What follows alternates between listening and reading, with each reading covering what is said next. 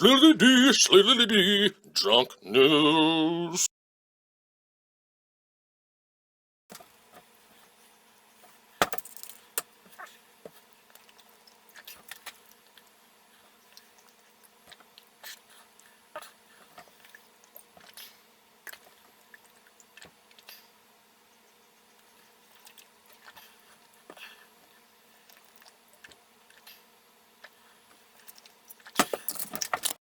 Hello.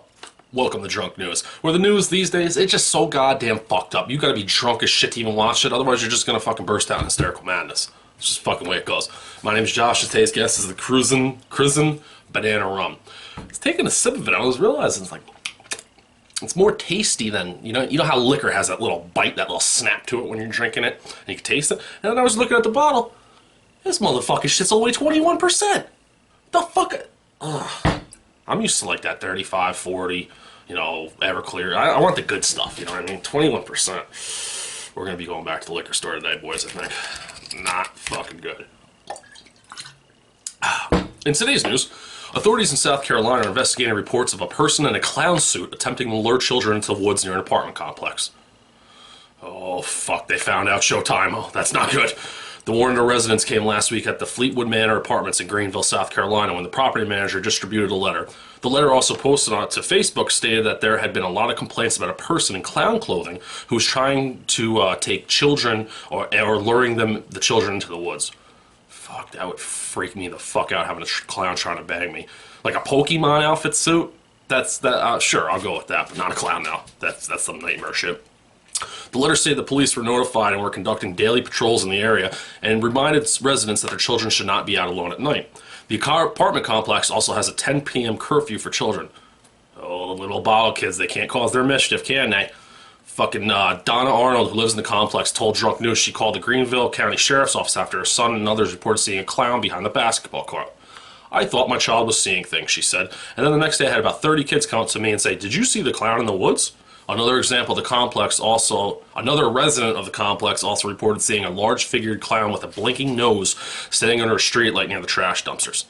Damn, he had a blinking nose too. He going hardcore for this pedophilia shit. Deputies spoke with children who told them that the clown tried to persuade them into the woods further by displaying large amounts of money. I would have asked to see the cash first if it was me. Community activist Bruce Wilson told the television station he's getting involved at the apartments to make sure children are safe, even if the sightings turn out to be harmless. "We have about 200 to 300 children out here," Wilson said. "I want to make sure that law enforcement is doing the right thing." Damn right. Or watch your kids when they go outside. That's probably the easiest way to do it. That fucking works as well, you know what I'm saying? So fuckers, this weekend I did an interview with Mr. fucking Cory from Trailer Park Boys. And I'm going to share that with you. Here's part one of that interview. Happy birthday, dude. I know you're taking some time. So Yeah. I'll give you the like 25, 35 today, yesterday. I'll take the nice. You know, it's funny. It's funny when I talk about my age to people because I always tell them that sometimes I'll still get ID'd when I go to the bars, and guys will be like, "Yo, I really like the show. I've been watching it ever since the beginning," and I'll be like, "Well, the beginning was in 2000," and they'll be like, "Yeah," and I'm like, "Well, that means that if I'd be 3." Like, technically, I would have been about 3 if I'm not old enough to bar, right? And they're like, "Well, I don't know. You could be." I'm like, "All right, okay." All right, then. Oh, I forgot. You guys got 18 drinking age up there, right? It's 21 down here. 19. 18 some places. It's pretty crazy. So then all the kids that are 18 go to the other provinces to get drunk and shit. And, here you just, I forget, too. We're used to it was a shock when you get down. When I was in my band, I'd travel to the States at like 20 and couldn't drink. It was weird. Which band was that? I was Hip Club Groove years ago. That was actually my first question. I was going to say, how can we find copies of that?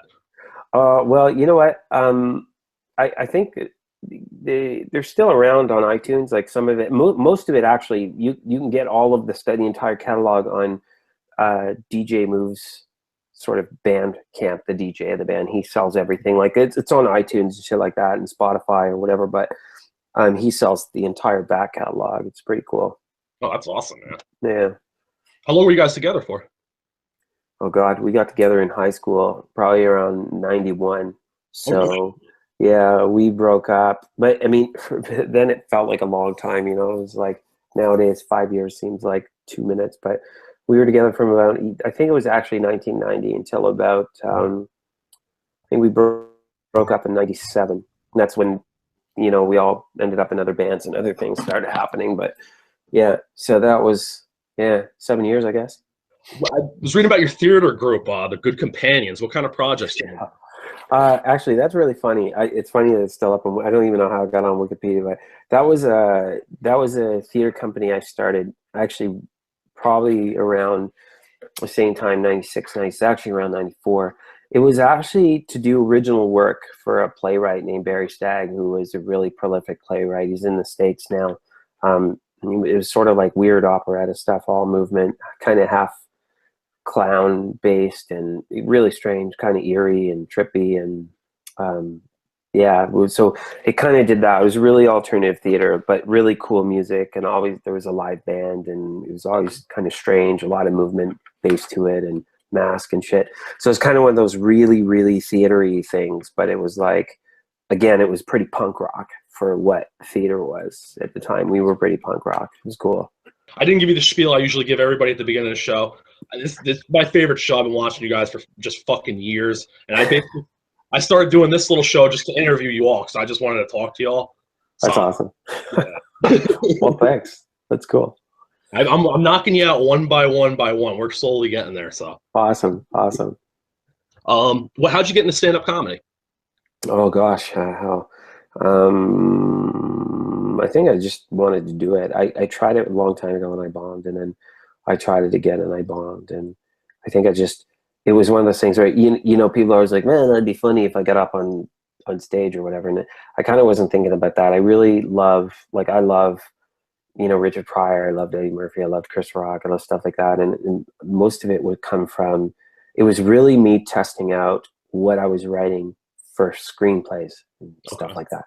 So like a lot of my screenplays are satire. So then I would basically take those moments and, you know, or if I had an idea for a show or series or things like that, I'd just talk about the things that I want. And then, yeah, really it's just working out the joke aerobics. And then I went to a few open mics and I didn't say who I was. Sometimes that's the sort of brutal thing about comedy, is that you'll get a pass right away depending on who you are, and you might not necessarily be good at all.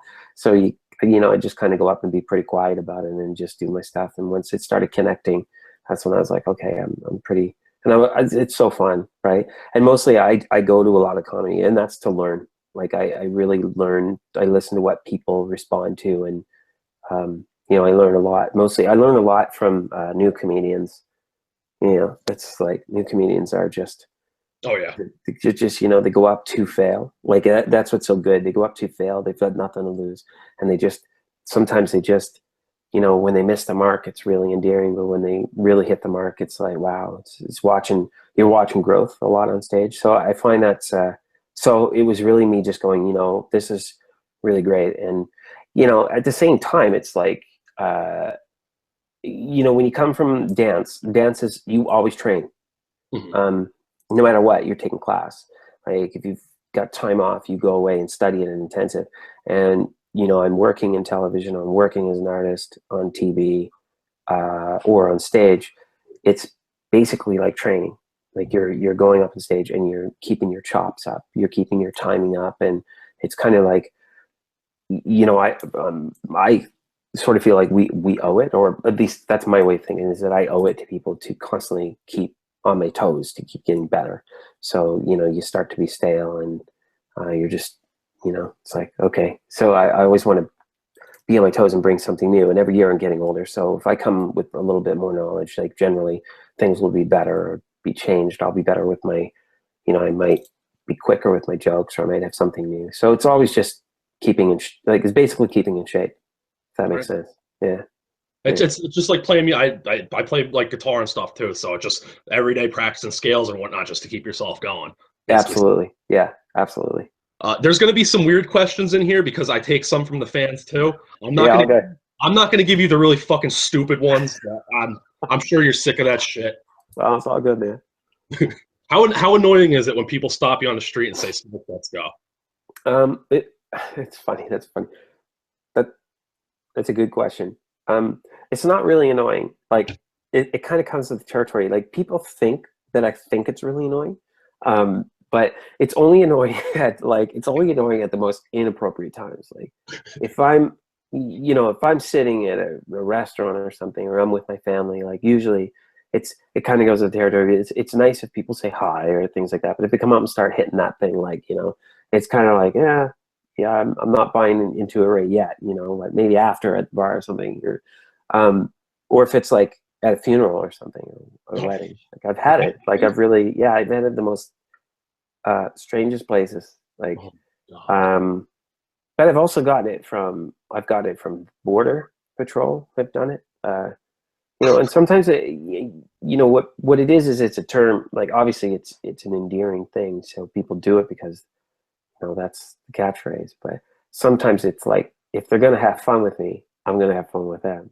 So sometimes I'll hit them back with something, but I've had people who have been aggressive wanting smokes, man. Like, it's like man, I don't hey, smoke. 2 smokes. Like, yeah. And I'll be like, I don't smoke, but no, they'll be like, no, really, give me smokes. And I'm like, yeah, there's been some there's been some pretty aggressive interactions sometimes. Like I don't, follow through with the elbow and, but like online's the funniest. Like it's the best online. Like I don't, like it's so funny because people school you all the time. Like oh, you're not gonna be like this, and oh, take it this way. And they don't realize it's like they're hitting you with whatever they want online. So I'm just hitting them back, right? But then they get mad, they get upset and be like, why are you mad? But I'm just like, no, man, dude, it's only the internet. Like I'm doing the same thing. Like if you hit me back, I'll hit you. If you hit me, I'll hit you back. It's kind of like I'm completely trolling half the time. And then I'll have these like long explanations of why I should be thankful that people are saying that. So I'm just like going, but the whole thing is, what's so funny about it is that I'm completely interacting. Like the whole time they're being like, you should be interacting with the fans. I'm like, I am actually all the time. Like whether or not they think it's, it's like, if, sometimes if people are a bit rude, like, yeah, I'll be like, if I'm going to post a picture about my mom or say something about cancer and someone's like, you fucked up Cory 2 smokes, I'll be like, and you can just delete it. Like it doesn't, but I don't really like doing that either. So yeah, sometimes I'll just be like, chill. Like you wouldn't do that in person to me. So that's the funny thing. But yeah, but people think I totally hate it. And I don't, I don't like it if people try to take my shirt off, man. That's when if they try to do that, I'm like, hey, first of all, it's Trevor, and B, oh yeah, man. It's not so bad anymore. It used to be. But the best one, when I quit the show, people would come up to me on the street, do the 2 smokes thing, and then they would just lecture me or tell me off about why I quit. And they would tell me why I quit. Like they would just explain the shit to me. I'd be like, cool, man. Like, good to know. Like, I'll be sure to keep that in mind, next time. If I, they'd be like, sometimes people would be like, it was funny. Like because a lot of people don't know the origin of the show, so they just think that I'm like, I stumbled on it by an interview or an audition or something. They have no idea I was there from the beginning.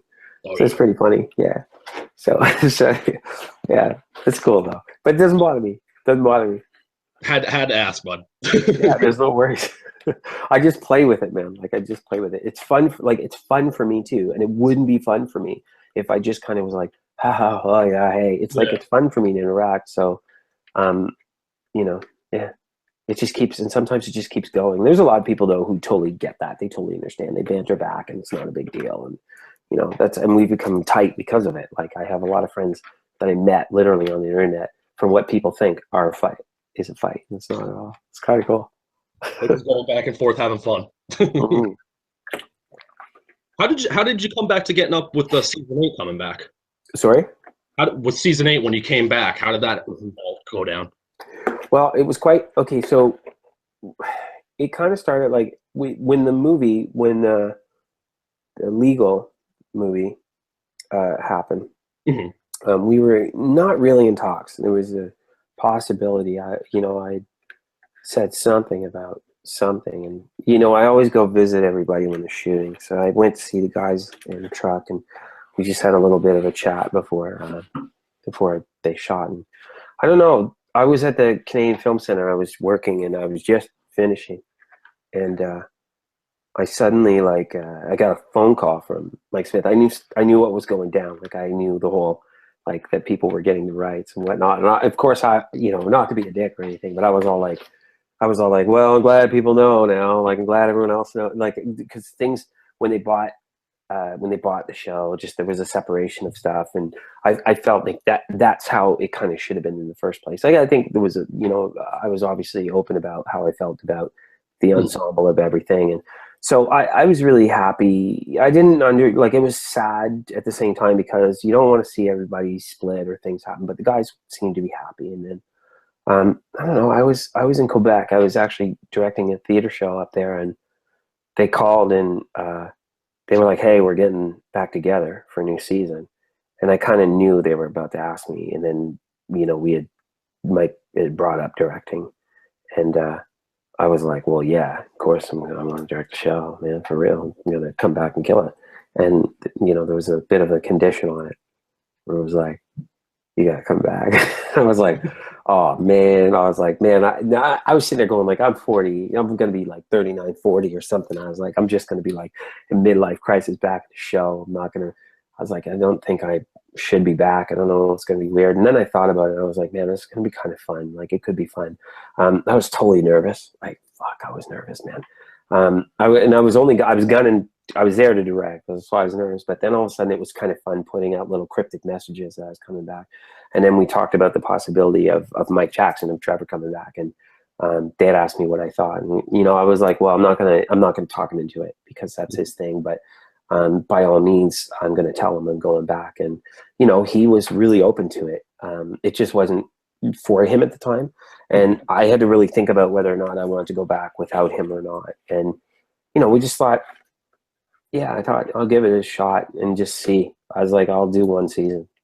And first, as soon as I got back and I threw the glasses on, I was just like, I was filled with a real nostalgia of being there. And I worked my ass off that season to be funny. Like because I was really having fun.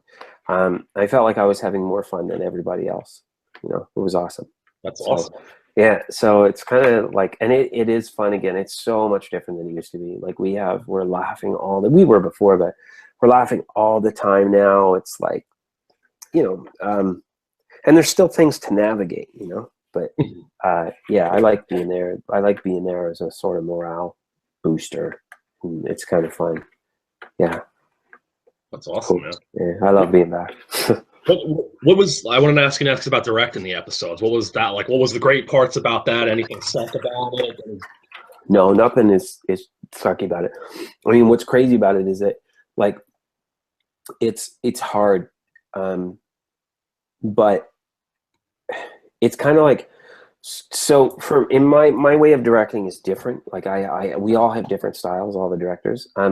But for me, my directing, my number one teacher as a director was the person I watched most, and that was Mike Clattenburg. So, so there are things that he did in the first season that like I can't emulate. There's no, and it would be wrong to emulate it, but I can honor it. So there's like little things that he did that I mean, I study his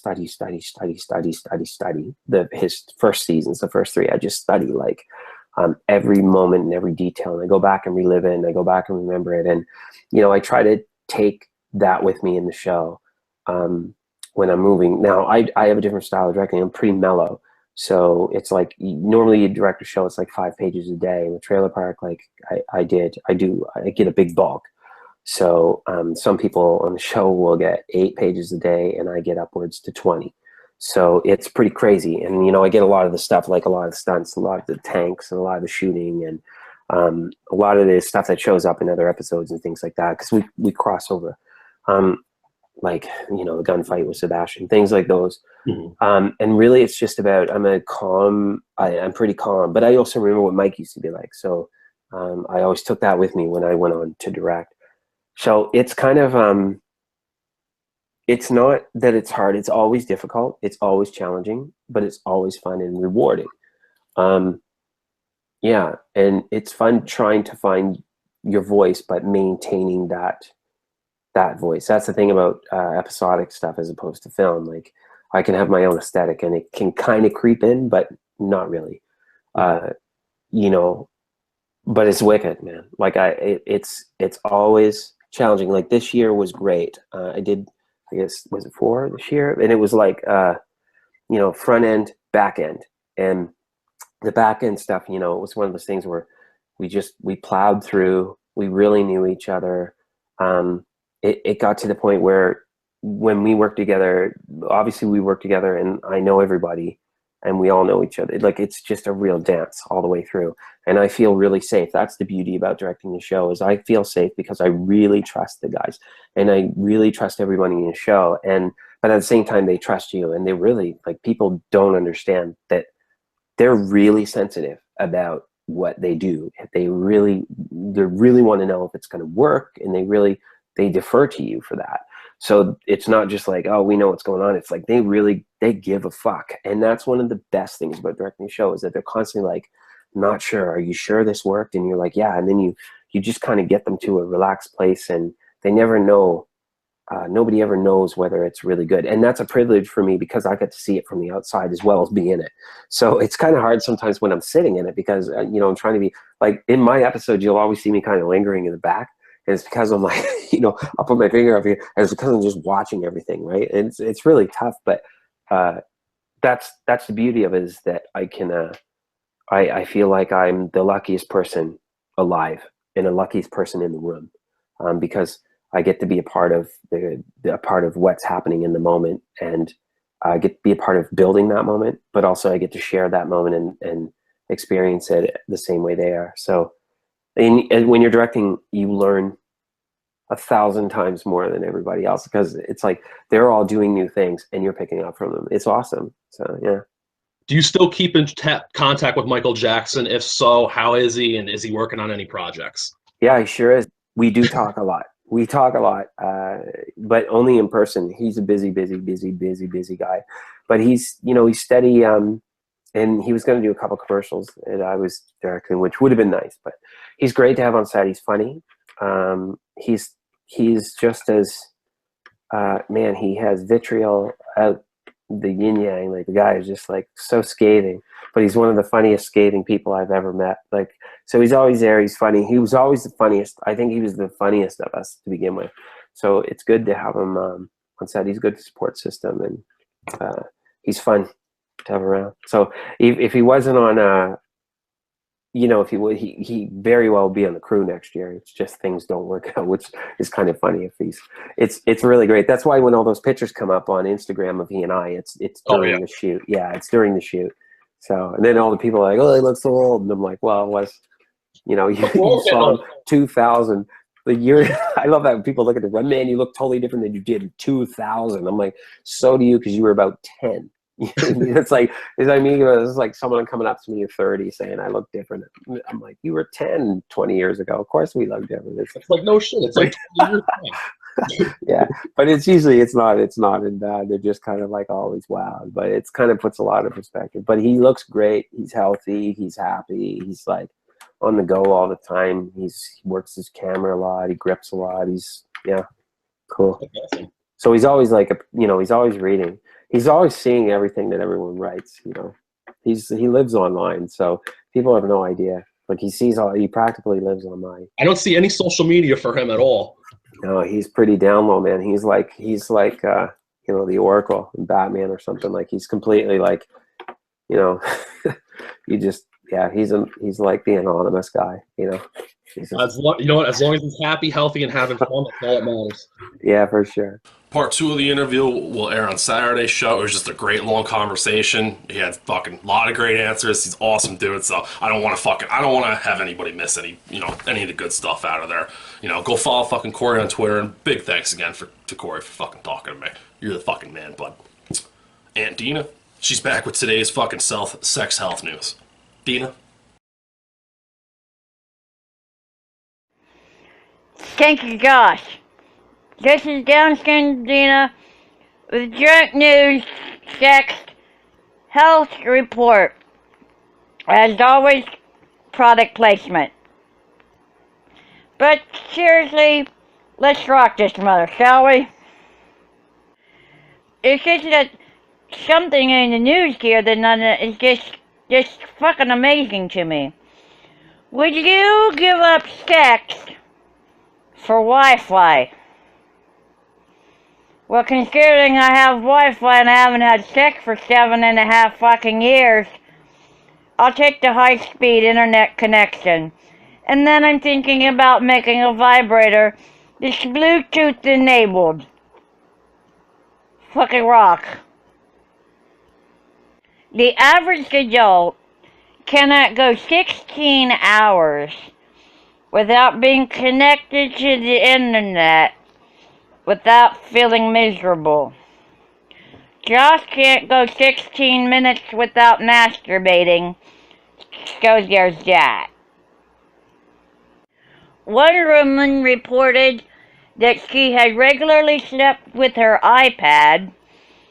Come to find that has nothing to do with menstruation. It's a doohickey, I guess. Well, anyway, she slept with this thing, and then her husband, in the night, rolled over on it and turned it on and took several pictures of his genitals. I'm sure that was his story. I hope he sticks to it. So, anyway, this is Down Syndrome Deena with the Sex Health Report. And if you want to take Down Syndrome Deena's advice, find something much more clever than your high Wi-Fi to sleep with that night, because certainly something else should be keeping you warm. Like whiskey, or beer, or wine. Thanks. I'm out. Deuces. Back to you, my lovely nephew. Fucking no, I can't go 16 minutes without cranking it. Probably every 14 minutes, but it's hard cranking it when you can't get erections. You know, it's just kind of... You ever seen a fucking, like a slug throw up? Just keep that vision in your brain. Thanks, Deena. Oh, the fucking gambler man. He's back here with today's fucking redneck tips. Gambler man? Thank you, Josh. My name is Stockholm Syndrome Steve, and I don't actually have Stockholm Syndrome, but you probably do. Okay, today, what we're gonna do. Oh man, I've got a new motto for us today, guys. You know what it is? We're gonna say it. Say it with me now after me. What would Cletus do? Because you need to know this shit in your life, okay? Because some things you ain't gonna figure out on your own. Alright, so I'm sitting here and thinking, what day is it? What day was it? What day is tomorrow? Oh shit, I need a calendar. So I'll ring my buddy Cletus up. He's like, you dumb son of a bitch. All you need is and let me show you. So I have found a calendar, and my problem is Stockholm Syndrome Steve, he just moved into this new place, and he doesn't know where his hammer is, his screwdriver is, and he doesn't know where his box of nails is. Bitch. So, of course, Cletus being the damn genius that he is, oh man, Cletus, he says, you don't need nails to hang up a damn picture or a calendar, you just need your stems. Take the stems out, shove them right in there into the hole, and oh, Cletus. See, so if you ever come across a dilemma and you don't know what to do, say to yourself, what would Cletus do? Back to you, Josh. Did he just use fucking stems as fucking thumbtacks? Fucking genius right there. I love that idea. But what if you don't have the hole in the wall first? That's the whole thing. Like if there's already a nail hole there, you just pop, your fucking stem in. But how do you? I think you get a drill out, I guess. But if you got a drill, you probably should have some thumbtacks. Thanks, gambler man. Oh, it tastes so good. Also in today's news, Reinsvold man is facing charges after he admitted to having sexual intercourse with a miniature horse in Lancaster County, Pennsylvania.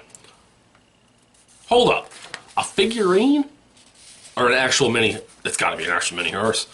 Travis M. Wagner, 21, is charged with burglary and sexual intercourse with an animal. He was arraigned Monday at $5,000 bail.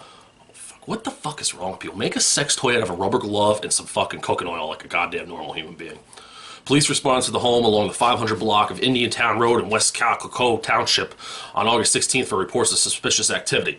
A neighbor told the property owner that they had spotted a suspicious Dodge Dakota pickup truck bearing Pennsylvania plates ZHA 1849 trespassing on his land. Holy fuck, the news report actually put out his plates too? Damn. Guess they're warning people. You see them plates? Hide your fucking horses. The property owner called police and reported that a man was trespassing on his land and was seen walking to his barn at night, according to the criminal complaint. The barn housed cattle and a miniature horse. Police traced the vehicle back to Wagner. Officers spoke with Wagner at his home where he admitted that he entered the barn for the specific purpose to engage in sexual intercourse with a miniature horse, court documents state. For fuck's sakes, just tell them you were high and wandering around, just coming out and admitting that you were just banging the horse. I'm just wondering if that was the first thing to come to. So why were you there? You know, young man, says the police officer. I wanted to go have sex with a miniature horse. Fuck, man. Think of something. Jesus goddamn Christ. Wagner stated that he engaged in the same sexual acts with the same horse inside the barn on at least 2 other occasions. Oh, fuck. I didn't realize he and the horse had a relationship. I think he might be in love, man. Holy fuck. Preliminary hearing scheduled for September 2nd. What a fucking freak. I worked with a guy. His dad would come to work with us. They grew up in Cuba. He lived in the mountains of Cuba, he said. And he said one day his mom came up to him and was just asking him, I guess all the chickens were dying. And he goes, Mom, I don't know why all the chickens are dying. Apparently, he would take the chickens and he'd fuck them. He told me the whole story. He said, Josh, I grabbed the chickens and I fuck them. And when I'm done, I threw them on the ground. They would walk around for 2 minutes and then die. And I said, I thought he was fucking lying to me. You know what I mean? I was just like, dude, you are fucked in the head. At that point, he became really, really offended. He goes, I was a fucking kid. What the fuck did I know? I didn't know any better than that. So, yeah, if somebody gets offended, you know, when you think they're telling them a joke, it's probably true. Oh, it's not good. Oh, Beerman. He's back with a new episode of fucking Cooking with Beerman. Beerman? Hey boys, welcome back to another edition of Cooking with Beerman. Tonight we're cooking some steak and potatoes. Good old treat, classic. Here, I'll show you the ingredients. Got a baked potato, big old slab of beef, top sirloin, got beer of course, got some HP sauce, that's for the end. But we'll get cooking and I'll get back at you. So boys, we're back. Just got the steak resting, potatoes done, just got some fried onions going. I forgot to tell you, I just seasoned the steak with salt and pepper and Montreal steak spice and another kind of a mixed spice. So get everything put together and I'll get back at you. So boys, we're back. Got her all cooked up, the potatoes open, fried onions on top, beer of course,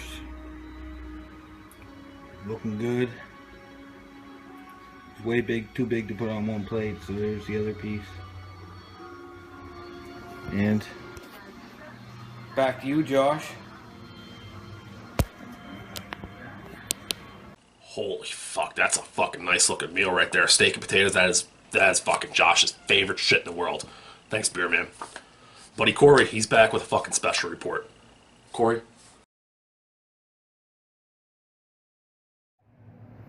Thanks, Josh. Cory here, and fuck, man.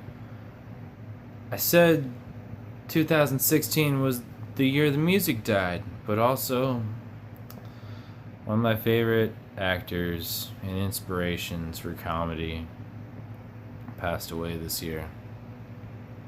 Gene Wilder, aka Willy motherfucking Wonka. Dr. Frankenstein. Dr. Frankenstein from Young Frankenstein. Gene Wilder. I just want to say, your just your comedic background and your career brought me many and many of laughs. And I really hope you rest in paradise, brother. Here's to you.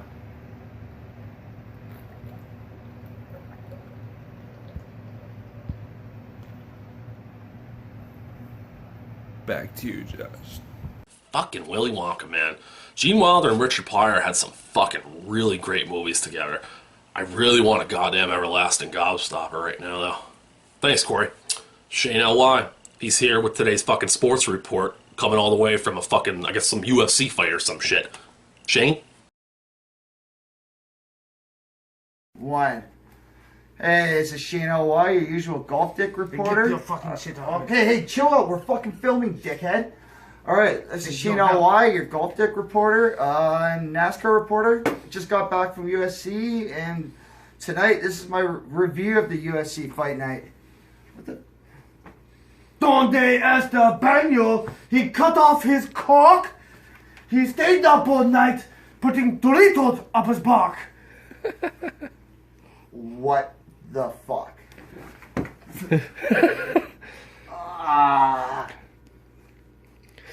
Donde Estebanio almost paid the ultimate price. We are cutting your cock off, Donde Estebanio. Hey, it's your golf dick reporter, Shane L.Y., and the fight's about to start.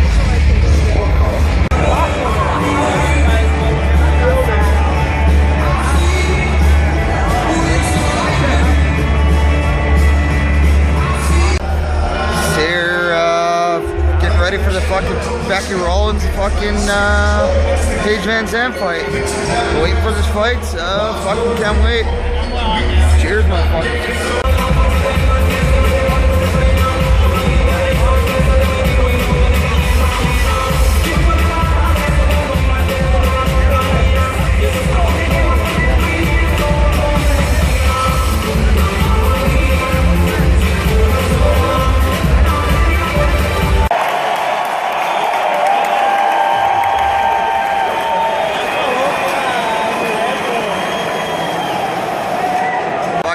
Paige Van Zandt just won her fight with a fucking impressive like high knee or kick or like a fucking hybrid. It was fucking beautiful.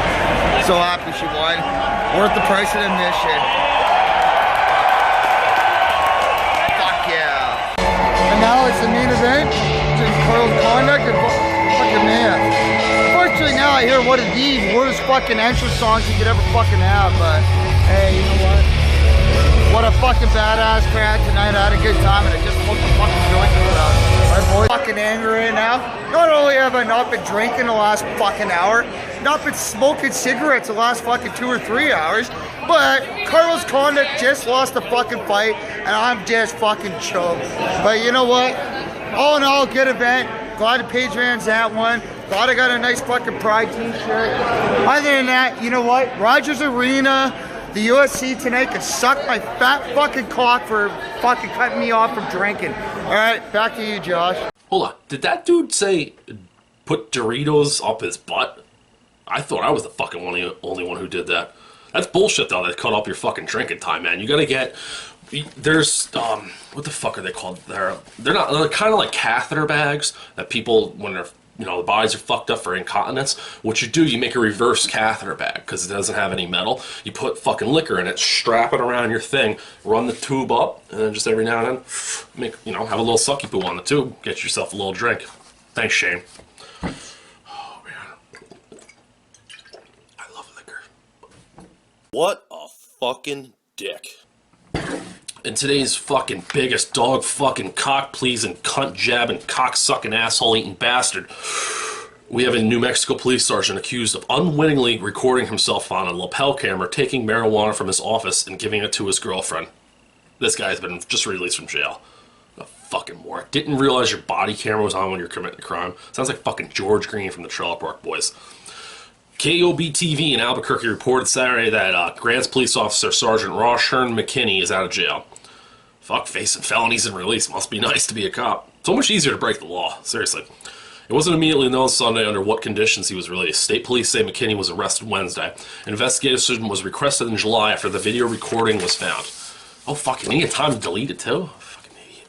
He also faces charges of distribution of marijuana, conspiracy, and felony embezzlement. According to police, McKinney also embezzled $785 in an 8-ounce brick of marijuana not submitted to the department's evidence vault. Damn, motherfucker! Catching felonies for $800 and some fucking weed? Fucking weed? Really? I could understand if it was fucking crack or heroin or cookies, but some motherfucking weed? Fuck that. Idiot. It wasn't immediately known if this fucking moron had an attorney. Wow. Fucking weed? Seriously. Pet Monster and Monster Chick, they're here with fucking today's world politics. Guys. Pet Monster and Monster Chick. Reporting for Drunk News Live with this breaking news. Donald Trump announces legalization of marijuana in all 50 states. And this just in, Snoop Doggy Dogg has officially announced his endorsement of Donald Trump. Bow wow wow, yippee yo, yippee yippee yow, yippee yay. That's right. For a change, forget Black Lives Matter, Blue Lives Matter. For a change, green lives are gonna matter. And for a while, Snoop and Trump are flying high. Until Snoop found out Trump was actually a threat to legalization. And Trump was on a mission to bring the hammer down on marijuana. Hey, nigga, now I'm on the mission too. Yeah, nigga. Yeah, nigga, fuck Donald Trump. We ain't voting for your punk ass. Go get you a new hairdo, you bitch ass nigga. I like white folks, but I don't like you. And some more breaking news. Snoop Doggy Dogg now endorses Hillary Clinton. This is Monster Chick signing out. And Pet Monster. Back to you, Josh. Hold on.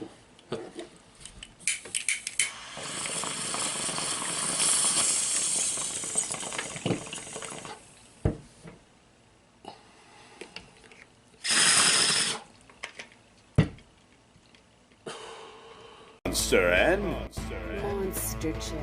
Reporting for Drunk News Live with this breaking news. Donald Trump announces legalization of marijuana in all 50 states. And this just in, Snoop Doggy Dogg has officially announced his endorsement of Donald Trump.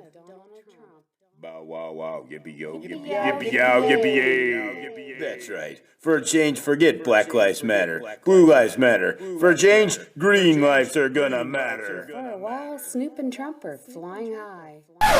Until Snoop found out Trump was actually a threat to legalization. And Trump was on a mission to bring the hammer down on marijuana. Now I'm on the mission too. Yeah, nigga. Yeah, nigga, fuck Donald Trump. We ain't voting for your punk ass. Go get you a new hairdo, you bitch ass nigga.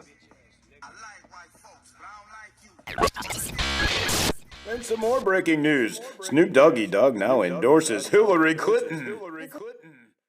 Oh, now it fucking makes sense. Thanks, guys. Oh, we're gonna have to take it over a quick commercial break real quick. Thank you, Josh. Thank you, Drunk News. This is a promotional segment for you. These are the Hemlock. This is Durban Poison crossed with the LA Confidential.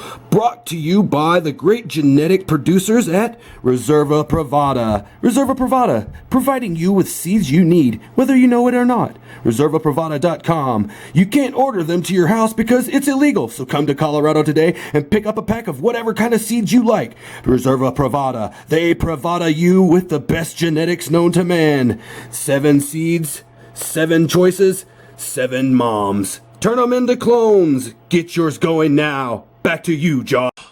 My buddy JokerFish, he's here with today's fucking creepy report, I guess. Joker? What's going on, Drunk News? This is JokerFish with your creepy report.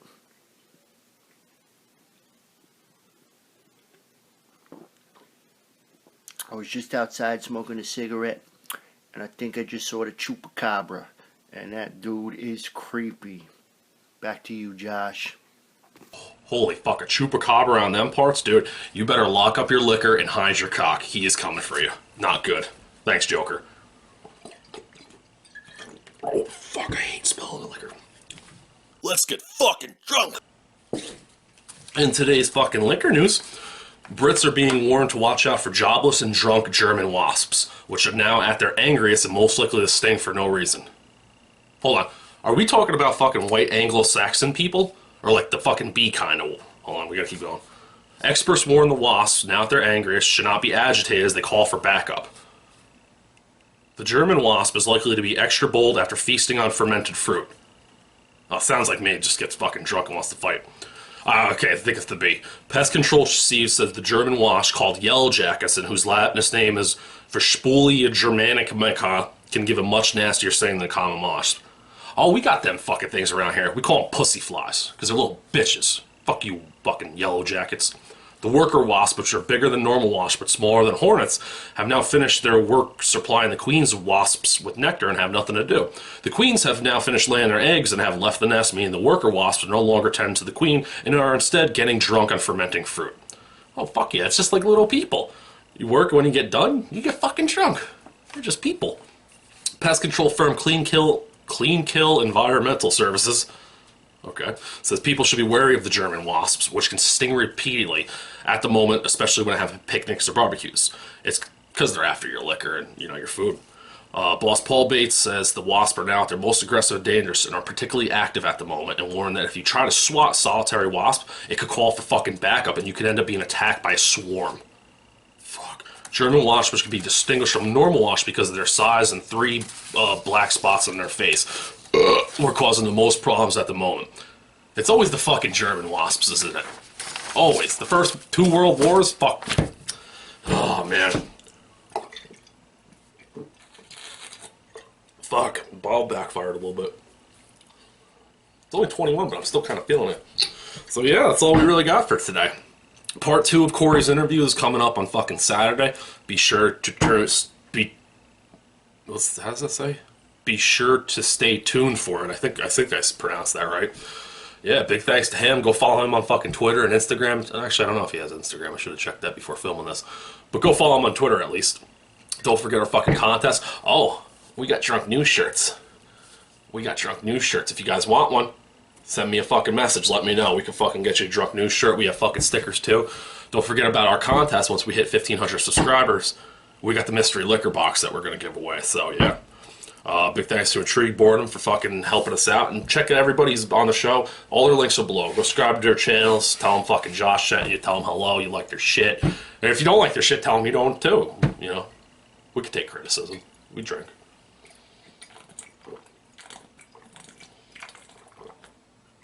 And with the bottom of the bottle comes another ending to another show. I'll see you fuckers next time.